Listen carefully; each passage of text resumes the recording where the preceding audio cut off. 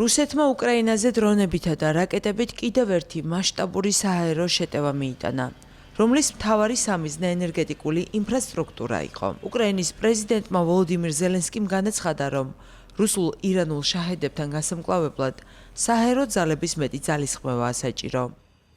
უკრაინის პრეზიდენტმა ვიდეო მიმართვაში განმარტა, რომ უკრაინას აქვს საკმარისი რესურსის შეტევების შესაჩერებლად, თუმცა პრობლემა ორგანიზებაა. მისი თქმით, ქვეყნის განკარგულებაშია საჰაერო თავდაცვის საშუალებები, მობილური საცეცხლე ჯგუფები და F-16-ის გამანადგურებლები, მაგრამ საჰაერო ძალების ოპერაციები სხვა ფორმით უნდა დაიგეგმოს. შაჰედების წინააღმდეგ მიმართული ძალისხმევა არასაკმარისია. გვაქვს გამანადგურებლები, ჩართული არიან მნიშვნელოვანი ძალები. მობილური საცეცხლე ჯგუფები, ხელმისაწვდომია F-16-ებიც, მაგრამ საჰაერო ძალების ოპერაციები მეტად უნდა იყოს ორგანიზებული. ამ ვითარებას თავდაცვის მინისტრთან ერთად განვიხილავთ და შესაბამის დასკვნებსაც გამოვიტანთ. ვესაუბრეთ ჩვენს დელეგაციას, რუსტემ უმეროვს, კირილო ბუდანოვსა და დავით არახამიას. ისინი აქტიურად მუშაობენ ამერიკულ მხარესთან და ევროპელ წარმომადგენლებთან. საჰაერო თავდაცვის რაკეტები, იარაღი ყოველდღიურად არის საჭირო. ადგენისთვის აუცილებელი ტექნიკა და რეზერვებიც მუდმივად გვჭირდება. თუ დაოსის ფორმატი რეალურ შედეგებს მოგცემს, უკრაინაც შესაბამისად იქნება წარმოდგენილი. არავის არგებს სარიელი პოლიტიკა და საუბრების შედეგების გარეშე.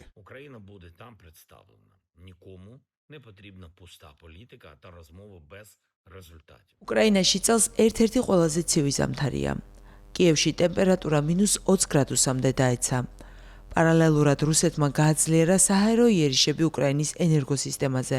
მისი მიზანია მოსახლეობა გათბობისა და წყლის გარეშე დატოვოს და ქვეყნის წინააღმდეგობის გაწევის უნარი შეასუსტოს. კიევში მილიონზე მეტ მომხმარებელს არ მიეწოდება ელექტროენერგია.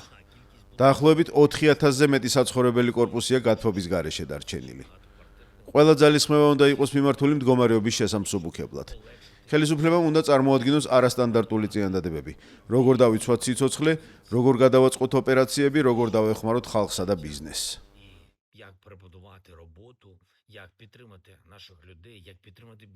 ამ ფონზე უკრაინის ხელისუფლება ყველაფერს აკეთებს, რომ ამერიკის ლიდერობით მიმდინარე სამშვიდობო მოლაპარაკებები გაგრძელდეს. უკრაინის დელეგაცია მოლაპარაკებების გასამართად ამერიკის შეერთებულ შტატებში 17 იანვარს ჩავიდა.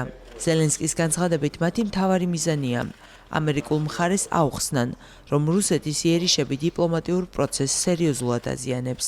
ვოლოდიმირ ზელენსკიმ მთავრობას მოუწოდა ყველა რესურსი მიმართოს მოსახლეობისთვის არსებული მდგომარეობის შესამსუბუქებლად და შეიმუშაოს სწრაფი, არასტანდარტული გადაწყვეტილებები ადამიანების, ბიზნესისა და კრიტიკული ინფრასტრუქტურის დასაცავად.